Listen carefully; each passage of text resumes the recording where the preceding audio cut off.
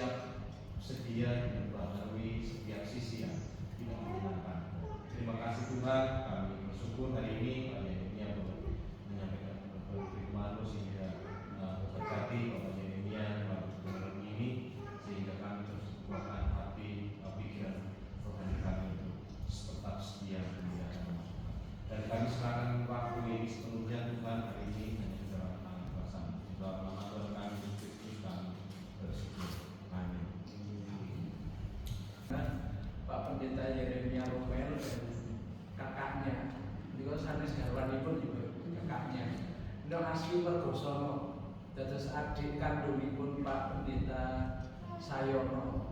Lalu ibu lajeng datang Gombong ini, lalu Pak Romel, lalu waktu itu kuliah di Manado, lalu pelayanan di Sukabumi. Dan kita bersyukur karena beberapa hari ini Pak Romel bersama teman-temannya melayani di Purbalingga, Magelang dan Kebumen, dan akhirnya dikirim Tuhan ke tempat kita. Kita bersyukur atas itu. Syukur rawuh Pak Pendeta dan Ibu, kami senang bisa bersama-sama. Waktu selanjutnya saya serahkan ke Bapak menyampaikan. Terima kasih.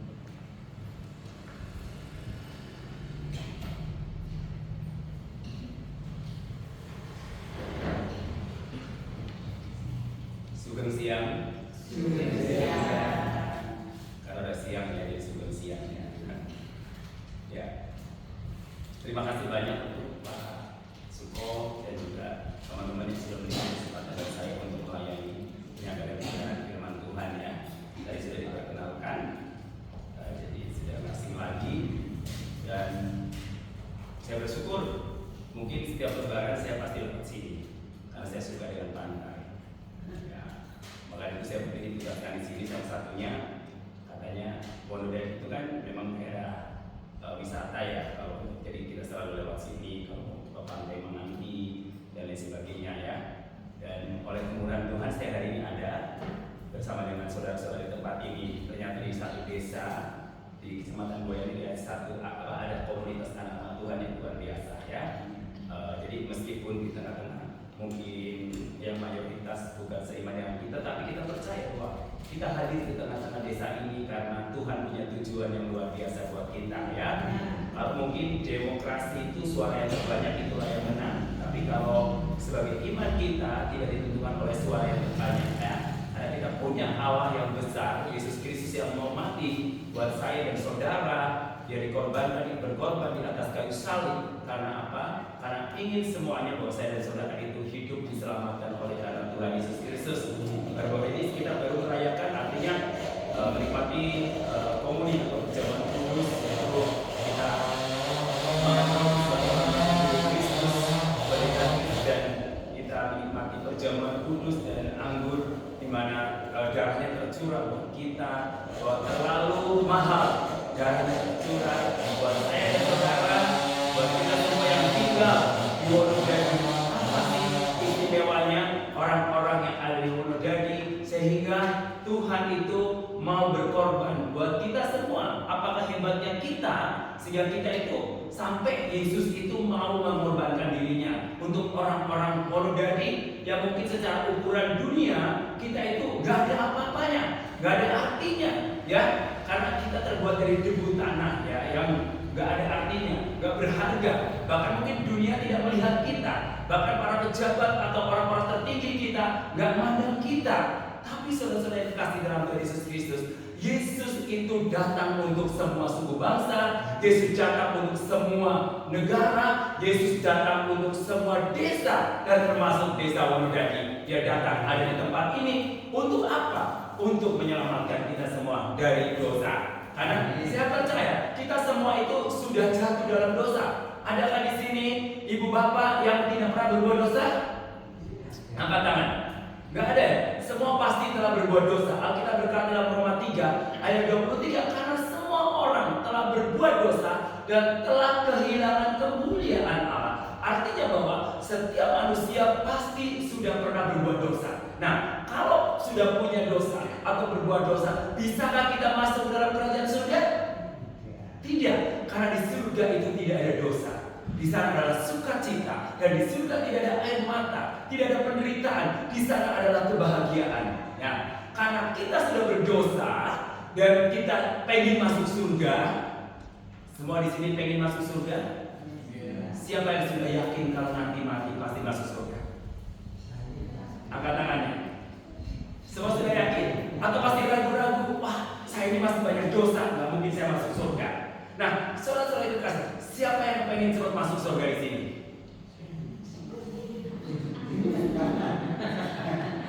Berarti kalau pengen cepat masuk surga, berarti kepengen cepat mati, ya kan? Ya, kalau belum waktunya, kita nggak akan mati. Kenapa kita belum mati? Karena tugas kita belum selesai. Ya, ibu saya umurnya 99 tahun. Karena kok nggak mati-mati, dia bilang gitu. Pengen cepat pulang, tapi nggak bisa. Kemarin apa sih istilahnya kambuh, itu tiba pingsan, ya kan? Tapi belum dipanggil Tuhan. Kenapa belum dipanggil Tuhan? Karena tugasnya belum selesai. Jadi ada orang yang berusaha pengen cepat mati, minum baygon, ya kan? Minum racun tikus. Ingat ya, kalau belum waktunya masih bisa hidup. Kenapa? Tugas kita belum selesai. Jadi buat bapak ibu sekalian, gak usah pengen cepat mati. Kalau kita masih diberikan kehidupan oleh Tuhan, berarti Tuhan mau kita berbuat sesuatu untuk Tuhan selama kita masih hidup. Yang terpenting bukan berapa lama kita hidup. Yang paling penting adalah apa yang kita lakukan selama kita masih hidup. Amin. Ya, kalau kita bisa, kalian mungkin pernah pergi kalau mengubur orang mati di batu nisan tertulis ya kan, lahir tahun 1945, mungkin meninggal tahun 2020 ya. Nah, ada tanda strip antara tahun lahir dan tahun mati. Yang paling penting mana? Tahun lahirnya atau tahun matinya? Ayo, yang paling penting mana? Tahun lahirnya atau tahun matinya? Ya, yang paling penting tandanya, kan di situ ada tahun lahir, tanda strip, dan tahun mati. Yang paling penting mana di antara tahun mati atau tahun lahir atau tahun mati? Yang paling penting apa? Dua-duanya penting. Penting. Paulus katakan, dia bingung didesak oleh dua kepentingan. Apa? Dia harus hidup, tapi dia hidup harus memberi bantuan. Kalau dia mati, itu adalah sebuah keuntungan. Karena di dalam Kristus mati adalah keuntungan. Yang paling penting apa? Bukan soal lahir dan bukan soal mati, dan bukan soal berapa kita ini. Tapi yang paling penting adalah tanda apanya? Tanda stripnya, ya. Tanda strip itulah yang harus kita isi dengan tulisan saudara. Kita adalah suratan Kristus yang hidup. Kita tinggal tulis, saudara mau jadi apa? Tukang beres gula yang takut Tuhan, atau tukang beres gula yang banyak nipunya, misalkan bilang gulanya gula asli loh, ini gula kelapa, padahal dicampur dengan singkong. Nah, kira-kira dosa nggak ya? Kita bilang gula kelapa asli loh bu, Vicky, reganya larang karena asli. Ternyata biar bobotnya tambah abot, ditambahin apa? Singkong. Nah, siapa yang pernah melakukan seperti itu? Apa bedanya kalau kita anak Tuhan Yesus Kristus melakukan hal yang sama dengan bukan yang anak Tuhan? Katanya gulanya asli kelapa, tapi ternyata dicampur dengan singkong. Nah, itu dosa kan? Berarti kita sudah berbohong. Nah, kita tinggal menulis mau tukang beres gula yang baik, yang takut Tuhan, yang benar-benar jujur, atau yang tidak jujur. Itu tergantung dari diri kita masing-masing yang mau menulisnya. Sehingga ketika kita mati kita dikenal. Oh, yang dulu tukang beres gula yang meninggal itu adalah orang Kristen, bisa jemaat GKPU, tapi ternyata gulanya banyak singkongnya. Nah, kan tercatat, oh berarti dia orang Kristen, tapi kok banyak bohongnya ya. Padahal orang Kristen itu identik dengan orang yang baik. Alkitab berkata di dalam Efesus 2 ayat 10 bahwa kamu diciptakan oleh Tuhan itu untuk melakukan perbuatan baik. Jadi kalau orang Kristen tapi hidupnya tidak berbuat baik, berarti itu salah produk. Ibaratnya kalau kita bikin kue yang bantet atau kue yang angus, ya, karena salah produk. Nah, orang Kristen identik dengan baik, jadi nggak heran kalau saya di penjara. Oh, kok orang Kristen di penjara? Oh, kok orang Kristen dodolan gula, kok gulanya campuran singkong? Ya, katanya gula asli kelapa. Nah, berarti dunia itu mengakui bahwa orang Kristen identik dengan orang baik, ya kan? Jadi kalau ada penipu namanya Yohanes, ada penipu namanya Filipus, ada penipu namanya Markus, ada tukang korupsi namanya Filemon dan sebagainya dari Alkitab, berarti dia salah produk, salah namanya, ya. Karena itu bukan tempat anak-anak Tuhan untuk menipu, berbohong atau untuk korupsi. Nah, saudara-saudara yang kasih dalam Tuhan Yesus Kristus, semua orang butuh uang, betul? Siapa yang nggak butuh duit di sini? Kalau nggak butuh duit, pasti kalian nggak akan beres gula pagi-pagi ya. Makanya kebaktiannya katanya Pak Suko jam 10, karena ada teman-teman kita lagi beres gula, ya kan? Lagi cari uang untuk mendapatkan nafkah kehidupan supaya kita bisa berkorban, ya kan? Untuk pekerjaan Tuhan. Karena harta kita, kalau kita mengumpulkan harta di bumi ini, ngengat dan karat akan memakannya. Ngengat itu seperti rayap ya, yang biasa berobotin kayu ya, kayu yang tidak masih muda atau kayu yang buat bangunan. Tiba-tiba saudara, kenapa ini ada rayap yang berobotin kayu sehingga kayu itu keropos. Nah, saudaraku, ketika kita mengumpulkan harta di dunia itu, ngengat dan karat bahkan pencuri akan membongkarnya. Tapi ketika kita mengumpulkan harta di surga, ngengat dan karat tidak akan memakannya. Jadi, saudaraku, kita buka Alkitab kita di dalam Matius pasal 6 ayat 19 sampai ayat yang ke-24. Saya akan membacakannya. Matius pasal 6 ayat 19 sampai 24. Hal mengumpulkan harta. Janganlah kamu mengumpulkan harta di bumi mengengat dan karat merusaknya dan pencuri membongkar serta mencurinya. Tetapi kumpulkanlah bagimu harta di surga, karena di surga mengengat dan karat tidak merusaknya dan pencuri tidak membongkar serta mencurinya. Karena di mana hartamu berada, di sini juga hatimu berada. Mata adalah pelita tubuh. Jikalau mata baik, matamu baik, teranglah seluruh tubuhmu.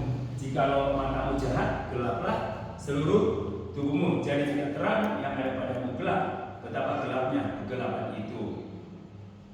Tak seorang pun dapat mengabdi kepada dua tuan, karena jika demikian, ia akan membenci yang seorang dan mengasihi yang lain, atau ia akan setia kepada yang seorang dan tidak mengindahkannya yang lain. Kamu tidak dapat mengabdi kepada Allah dan kepada Mammon. Nah, saudaraku, musuh terbesar Tuhan siapa? Musuh terbesar Tuhan, saingan terberat Tuhan di dunia ini siapa, saudaraku? Mammon. Mammon itu bicara tentang harta dunia. Bicara apa? Uang. Makanya ada lagu, apa yang dicari orang apa? Uang. Apa yang dicari orang? Duit, ya kan? Apa yang dicari orang? Pagi, siang, petang, malam. Duit, duit, duit.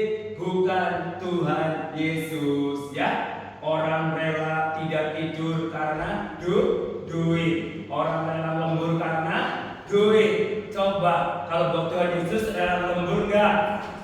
Ayo, rela mereka enggak kalau buat Tuhan Yesus?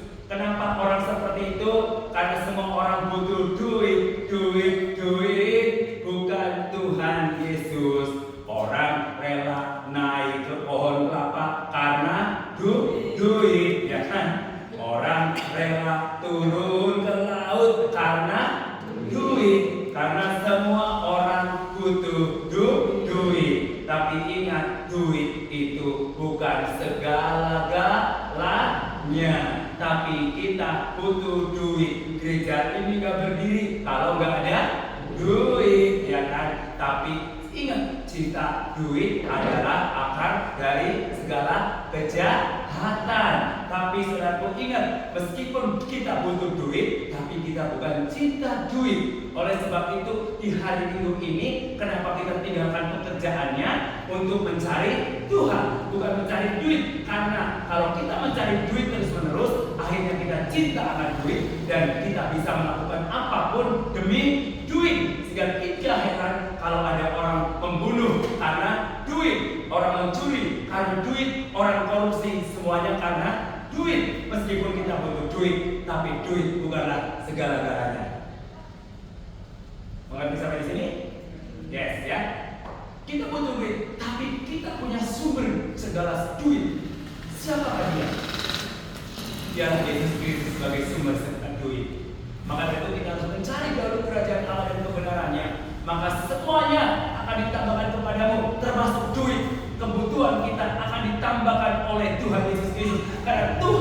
bukan hanya sebagai juru selamat kita, Dia adalah sumber dari segala kebutuhan kita. Jikalau kita saat ini sedang gak ada duit, gak ada uang selain bekerja, kita harus cari Tuhan terlebih dahulu. Maka itu kenapa hari Minggu kita berkumpul, bersekutu, supaya kita saling mendoakan, kita saling menguatkan, dan kita cari sumber duit, memprioritaskan Tuhan di atas segala-galanya. Saudara-saudara yang kekasih di dalam Tuhan Yesus, Bapak, Ibu, Saudara, kok saudara ada di tempat ini? Karena kita sedang memprioritaskan dan belajar tentang kebenaran firman Tuhan. Karena firman Tuhan itu berkuasa. Hanya oleh kebenaran firman Tuhan kita hidupi kebenaran itu sendiri. Meskipun kita berada di desa Wonodadi, mungkin desa terpencil, mungkin kita tidak dikenal oleh orang-orang yang hebat, tapi saudaraku, Tuhan mengenal kita. Nah, saudaraku, Jokowi mengenal saudara? Tidak. Saudara tahu Jokowi? Saudara kenal Jokowi? Kenal nggak? Ada yang teman di Facebook dengan Jokowi? Tidak ya. Kalau saudara follow Jokowi, apakah Jokowi mau follow kita? Tidak. Kenapa? Karena Jokowi adalah kita, tapi kita tahu dia adalah presiden kita. Amin. Dia presiden kita ya. Nah, saudara-saudara kita dalam Yesus Kristus, dia nggak kenal kita, tapi kita menghormati dia karena dia pemimpin kita. Dan kita kenal Tuhan Yesus nggak? Kenal nggak? Kenal orang? Tepang orang? Tepang ya kan? Yesus kenal kita nggak? Yesus tepang kita nggak? Tahu, kenal. Bukan hanya sekedar tahu. Beda kenal sama tahu.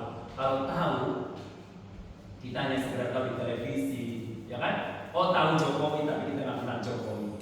Dan Yesus, kita kenal Yesus. Kalau saudara jangan kenal tetanggamu, ya kan? Kenal, berarti tahu karakternya, kenal karakternya, ya mungkin karakternya lemah lembut atau marah atau berhati atau gigil atau pelit, gitu kan? Nah, saudara kenal ini saling mengenal nggak jemaat ini? Saling mengenal? Nah, kalau saling mengenal harus tahu. Nah, misalkan Bapak yang berarti Pak siapa Pak? Pak siapa namanya? Pak Yono. Nah, Pak Yono.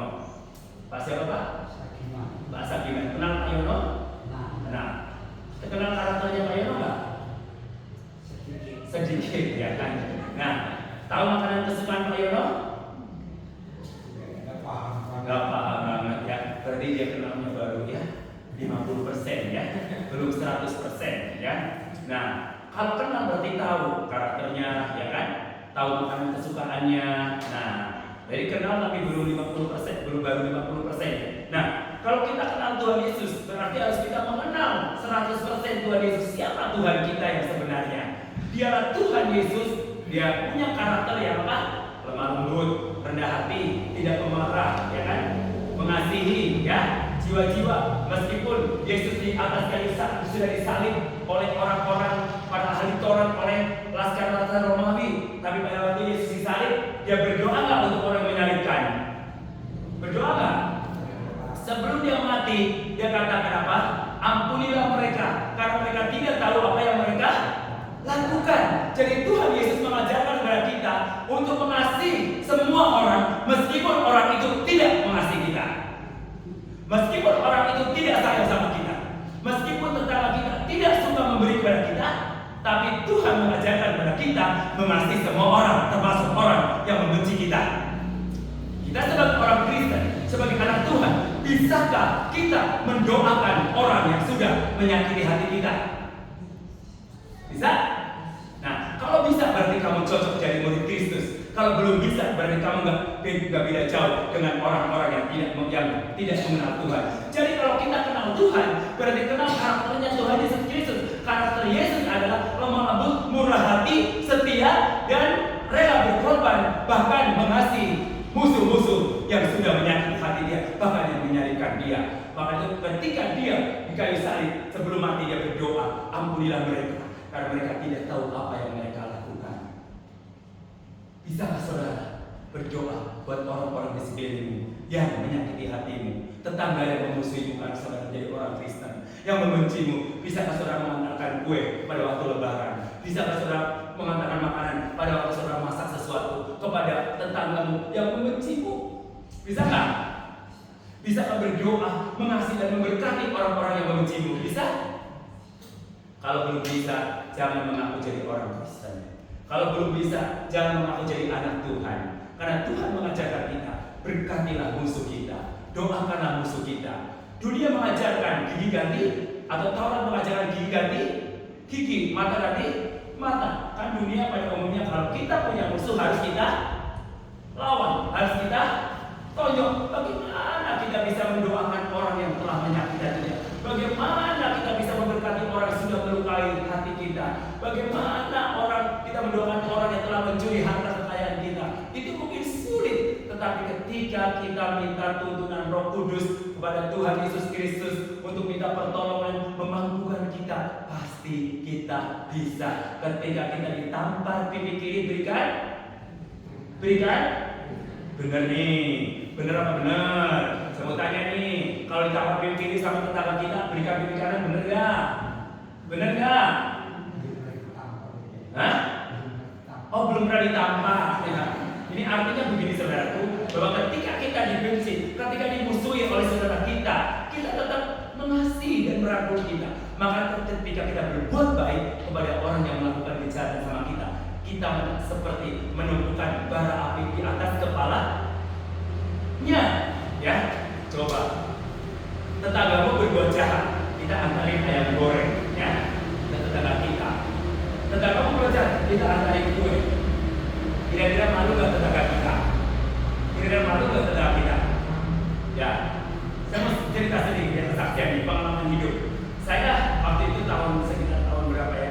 2000, saya tinggal di satu tempat tinggal kecil ya, di gang, hidup bertetangga. Jadi rumahnya kecil, berbeda dengan tetangga. Jadi kalau saya lagi nyanyi memuji Tuhan pakai gitar, kedengaran tetangga. Karena tetangga kita seiman dengan kita, dia gedor-gedor saya, dia berisik, diam, jadi nggak boleh, ya kan? Satu ketika tetangga itu mau pergi ke pasar, naik angkot. Nah, kebetulan saya juga naik angkot, ya. Tetangga itu naik angkot, tadinya diam-diam, air pas turun, saya bayarin tetangga itu. Waktu itu ongkos angkot masih 2.000 ya, dari tempat saya ke pasar, saya kasih ongkos 2.000. Nah, saudara punya kasih dalam Tuhan. Ketika saya memberikan ongkos 2.000 membayar ibu yang berbuat jahat kepada saya, ternyata itu mengubah paradigmanya. Jadi dia berubah 180 derajat. Yang tadinya membenci saya jadi baik sekali, dan dia antarin saya buah salak. Ya, salak pondok. Dia dari pasar, terus kemudian dia goreng tetel dari ketan goreng. Ya, dia antarin saya. Aduh, jadi akhirnya saya juga balas membalas. Saya ada makanan, saya kirim ke tetangga saya. Akhirnya terjadilah komunitas dan persekutuan tetangga yang baik, meskipun tidak seiman dengan kita, berbeda keyakinan dengan kita, tapi menjadi saudara. Saudara, itulah yang diajarkan oleh Tuhan Yesus Kristus. Meskipun kita dibenci oleh saudara kita harus tetap berbuat baik. Ketika kita berbuat baik, seperti menumpukan bara di atas kepalanya, hanya dengan uang 2.000 mengubah paradigma orang yang berbuat jahat sama kita. Artinya bahwa kejahatan itu kita bisa musnahkan dengan kebaikan. Nah, saudara, kenapa kita bisa berbuat itu? Karena ada kasih Kristus yang ada di dalam diri saya. Sekarang pada waktu itu setelah kita terjadi rekonsiliasi, perdamaian, saudara, akhirnya apa? Akhirnya saya bisa nyanyi, memuji Tuhan dengan main gitar, menyembah Tuhan dengan apa? Menyembah Allah. Oh, menyanyi, dan tidak pernah ada yang menggedor pintu saya lagi karena sudah bersahabat. Nah, itulah saudara, Tuhan menghendaki seperti itu. Nah, saudara, kita mengabdi kepada siapa sebenarnya? Jadi Alkitab dikatakan bahwa kalau kita mau janganlah kita mengumpulkan harta di bumi ini, di bumi nanah dan karat, itu akan memakannya. Ya. Saya mau tanya nih, orang Kristen boleh kaya nggak? Boleh kaya? Sangat boleh, ya kan? Cuma jangan lupa setelah kita kaya, jangan pelit, ya kan? Mengerti?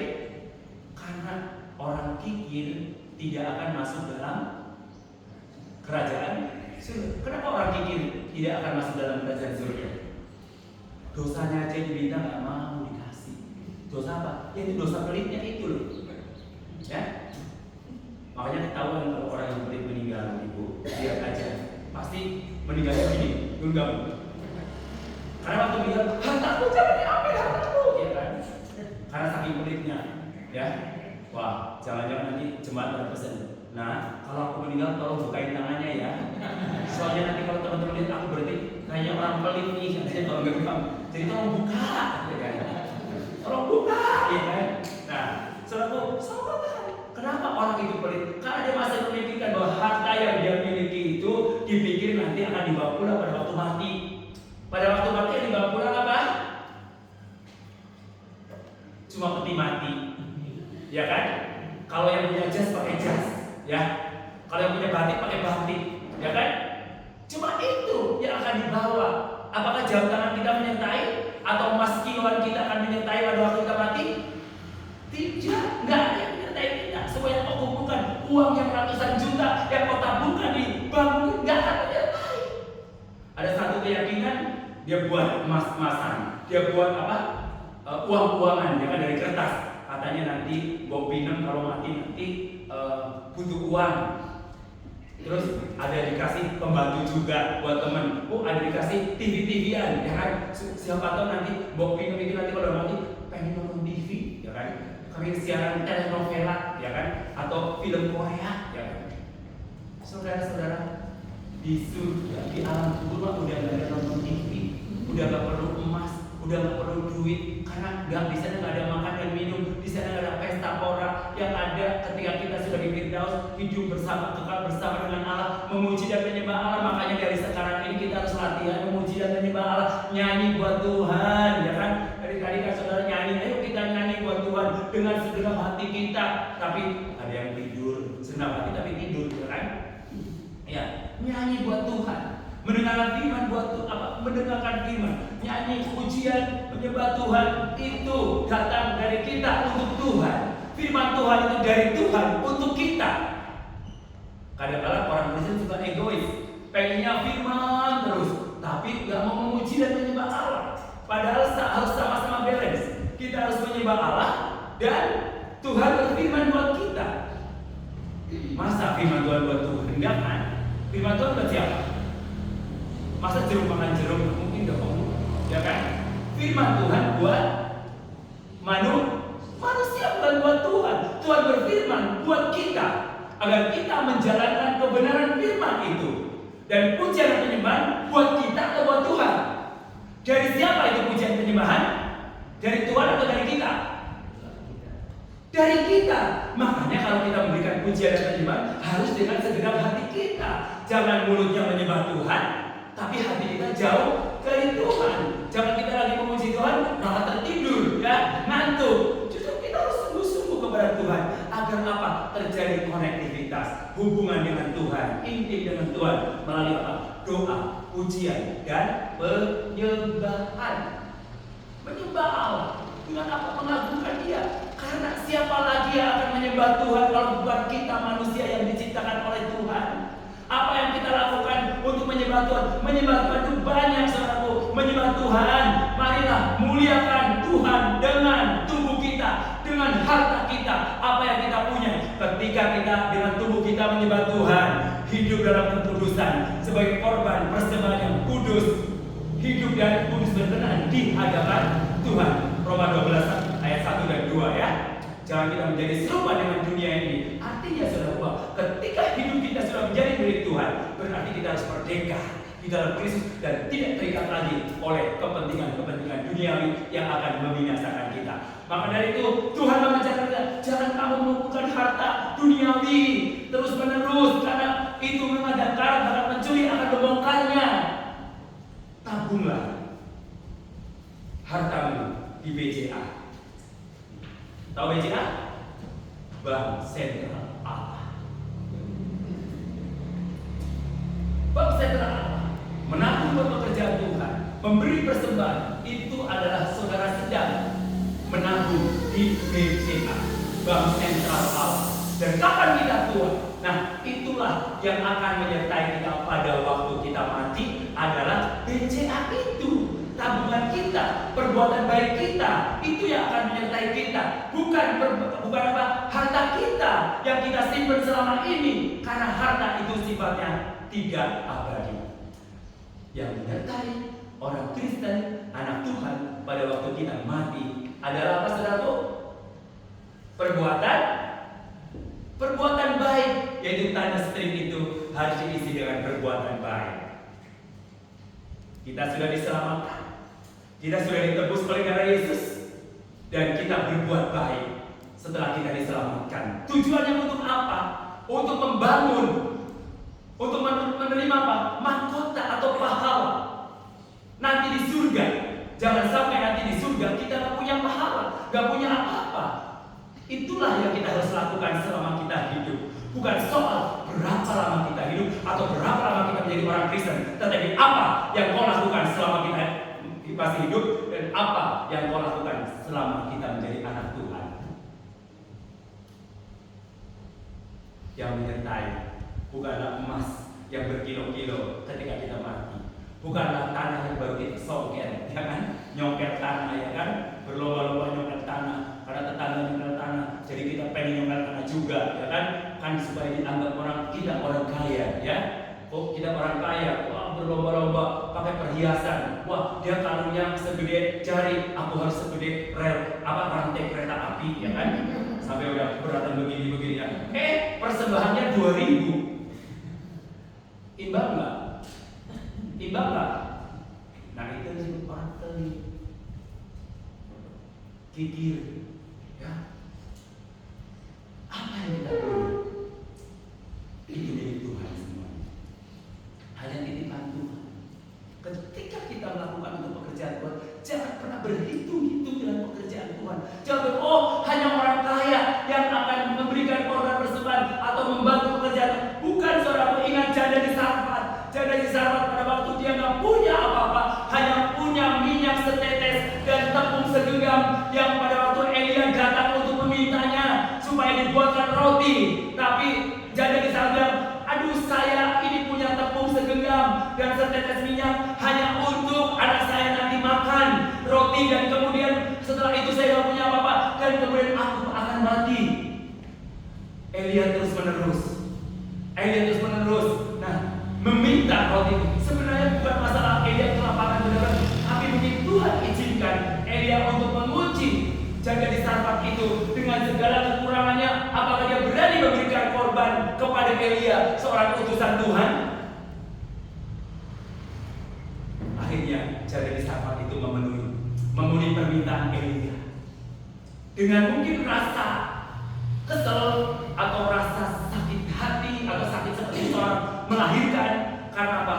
Karena memberi dalam kekurangan. Kalau kita punya uang 1 juta, memberi 100.000 mungkin ringan. Tapi kalau kita nggak punya, tinggal segitu-itunya saja, tiba-tiba ada orang miskin yang minta. Misalkan kita hanya punya beras segenggam karena orang miskin kelaparan datang ke rumahmu, apakah kau sanggup memberikan makan kepada orang miskin itu? Mungkin sulit. Tapi kalau kita punya beras sekarung, misalnya ada orang miskin minta beras, mungkin kita bisa memberi. Nah, inilah yang kejadian seperti yang dialami oleh janda Sarfat. Dia dari punya yang segitu-gitunya, tiba-tiba Elia minta. Akhirnya apa? Dia mungkin merasa sakit seperti orang melahirkan, dia memberi semuanya untuk Elia, melayani hamba Tuhan. Akhirnya apa? Apa yang terjadi, saudaraku? Ketika dia memberi untuk Elia, ternyata minyaknya itu berbuli-buli. Wah, terus mengalir. Terus kemudian tepungnya semakin banyak. Saudaraku yang terkasih, ingat mujizat Tuhan Yesus Kristus. 5 roti dan 2 ikan.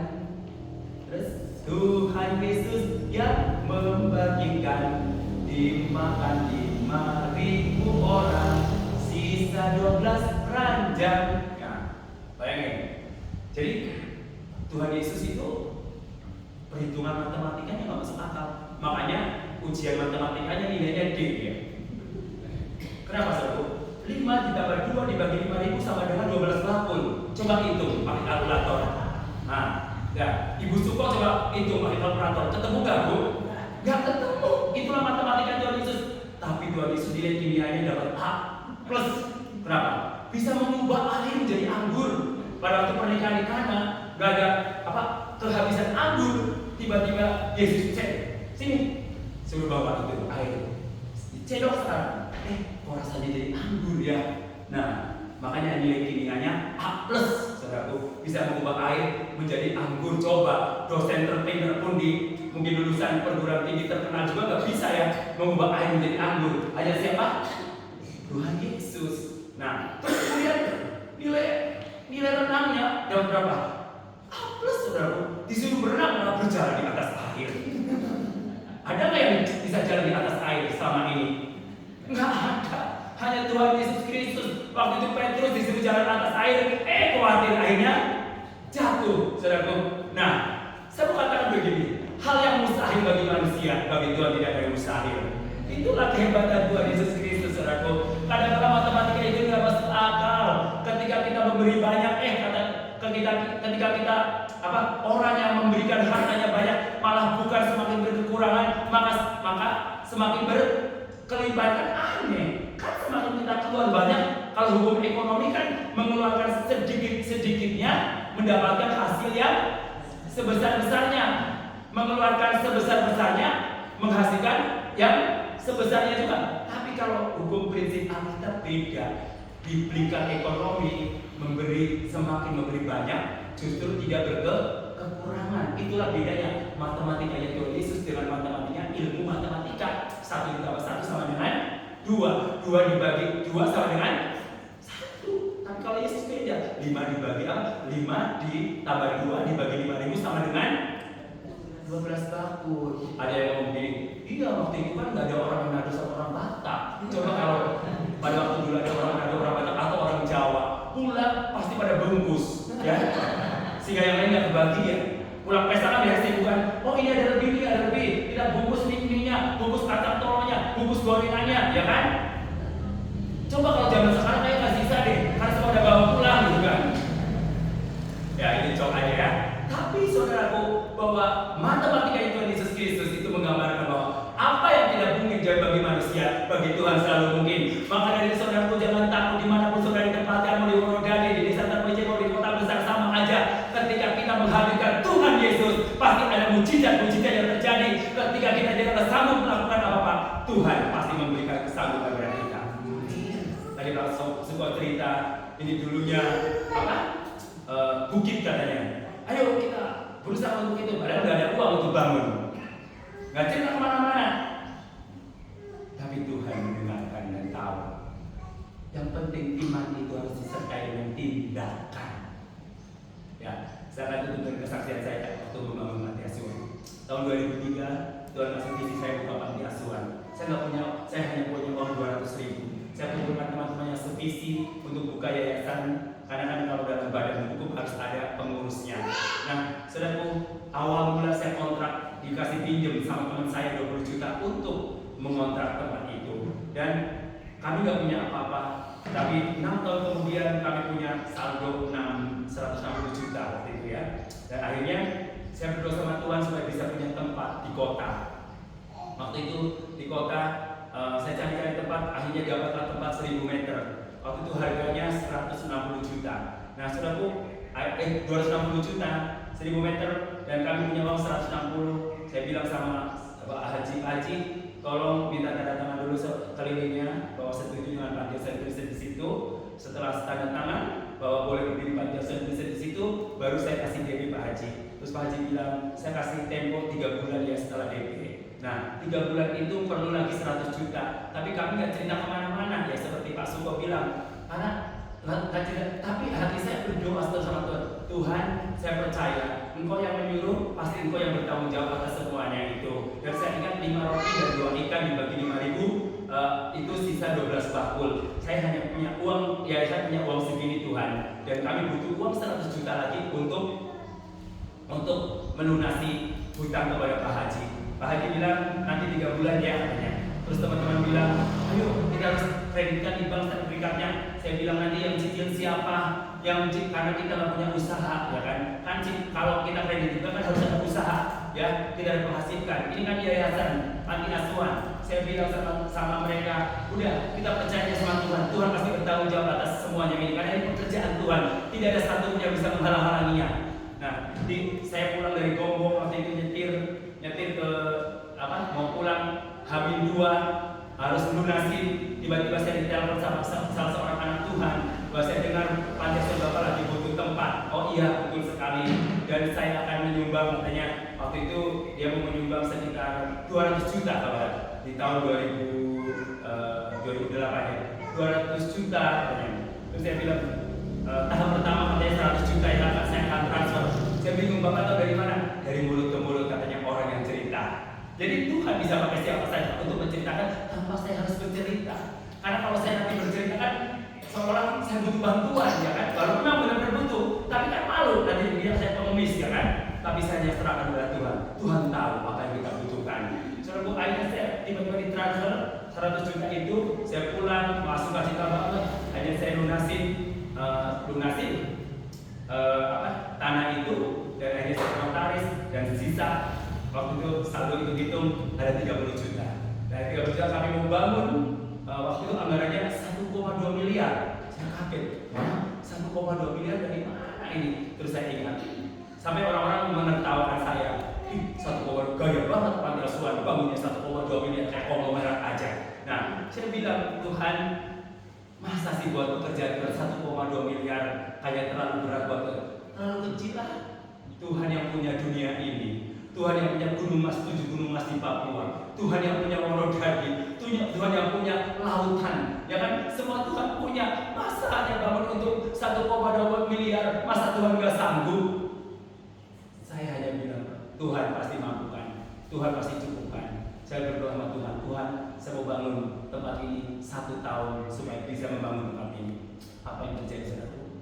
Mujizat Tuhan terjadi dalam perjalanan waktu. Tuhan kirimkan berkat-berkat yang luar biasa. Dan saya nggak pernah jalan proposal. Ya, saya memang cetak proposal, tapi saya taruh di panti asuhan. Yang mau ngambil silakan, yang nggak ambil enggak. Ya kan? Ternyata dari mulut ke mulut Tuhan pakai mereka untuk menceritakan bagaimana Tuhan luar biasa. Dia pakai siapa saja. Maka itu tahun 2009 tepat bulan Februari saya minta 1 tahun, Februari 2008 membangun dan 2009 selesai. Dan akhirnya anak-anak panti asuhan semua ini dan sampai sekarang berdiri dan tidak pernah kekurangan selalu Tuhan cukupkan.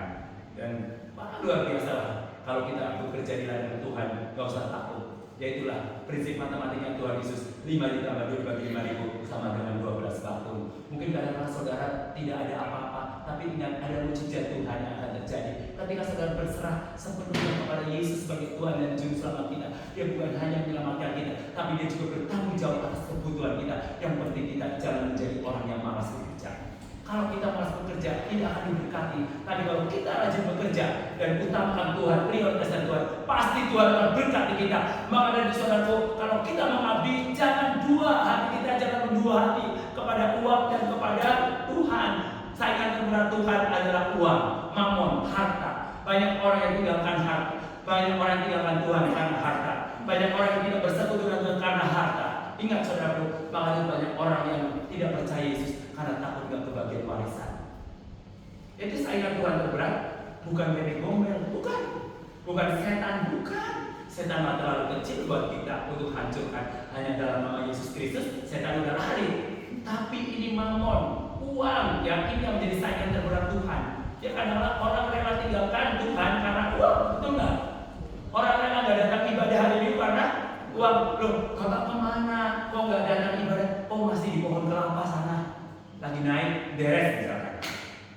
Itu kan bisa hari lain atau jam-jam di luar jam kebaktian. Masa Tuhan hanya minta 2 jam? Tapi kok kayaknya sulit banget ya. Karena apa? Saingan terberat Tuhan apa? Mamon, harta, uang. Maka dari itu saudara yang berkasih dalam Yesus Kristus, jangan dibalik. Utamakan Tuhan dulu, jangan mamon. Karena mamon itu tidak akan berikan kehidupan yang abadi. Tapi kalau kita menggunakan Tuhan, pasti mamon itu takut kepada kita. Amin. Haleluya. Tuhan Yesus memberkati. Mari kita berdoa. Terima kasih Tuhan Yesus, Engkau telah mengajarkan kepada kami untuk kami belajar mengutamakan Tuhan dalam hidup kami, tidak fokus dengan harta kekayaan yang kami miliki, tapi kami tetap mencari Tuhan, mencari sumber segala berkat dalam hidup kami, karena kami percaya Tuhan Yesus bahwa kepada Tuhan yang Maha Tahu semua isi hati kami. Tuhan berkati jemaat gereja Tuhan di tempat ini, jemaat mohon dari Tuhan agar mereka jadi jemaat-jemaat yang sungguh-sungguh takut memprioritaskan Tuhan di atas segala-galanya. Terima kasih Tuhan Yesus, berkati pelayanan tempat ini, berkati Pak Suko dan keluarga, dan juga tim pengembalaan pelayanan tempat ini, supaya benar-benar gereja Tuhan di tempat ini semakin mengalami kemajuan dan banyak jiwa-jiwa diselamatkan, sehingga orang dari dimenangkan bagi Tuhan Yesus Kristus. Terima kasih Bapak, di dalam nama Yesus Kristus kami berdoa dan mengucap syukur. Haleluya. Amin.